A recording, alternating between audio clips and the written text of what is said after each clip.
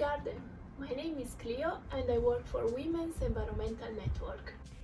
Today I'd like to talk you through a subject that is often unclear or at least raises some question.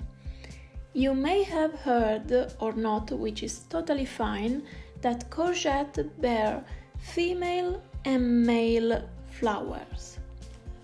Which one produces the fruits? What are the main differences between the two and how can I recognize them?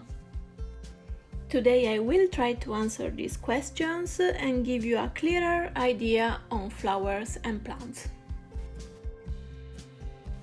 First of all, yes, courgettes have female and male flowers and they are growing both on the same plant. There are species, for example kiwi plants, that grows female or male flower on separate plants. So with this particular species you need to have at least two plants, a female flowering plant and a male flowering plant, in order to pollinate them and get fruits.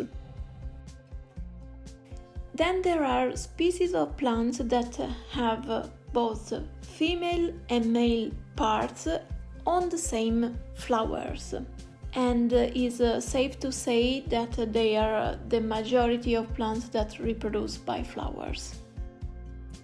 So the male part of a flower bears the pollen, that yellow dust that you can find at the center of the flower on the filaments called anthers. The pollen transported by bees on other pollinators is dropped on the female part.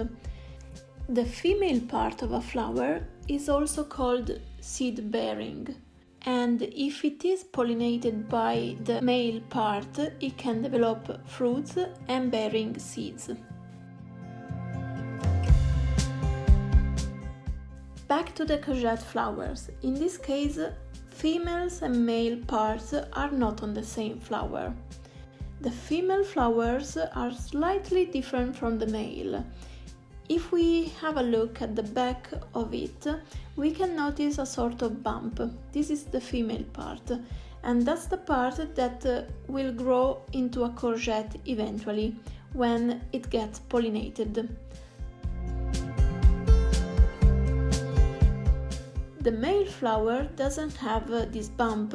It stands on a much finer stalk. The plant of a courgette will usually produce a first flush of male flower, and those are not bearing any fruits. So if there aren't female flowers yet, we can simply take them off. In Italy we used to stuff the flower with ricotta and fry them in oil.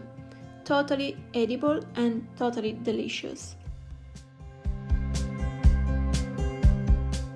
When a bee flies into a male flower, it collects pollen with its furry body. Eventually, the bee will fly on a female flower and release the pollen.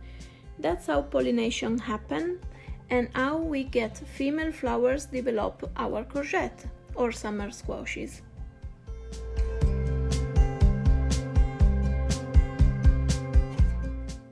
By the way, when the female flowers appears, if there aren't bees around, we can help the pollination simply rubbing a pen or a stick or something on the filament that have pollen from the male flower and bring them in contact with the center of the female flower.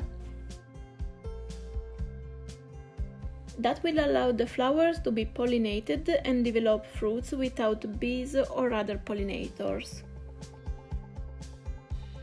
Besides that, I do really hope that you have a growing space that is as bee-friendly as possible. If not, maybe you can add some scented flowers to attract them, because you know bees are so important.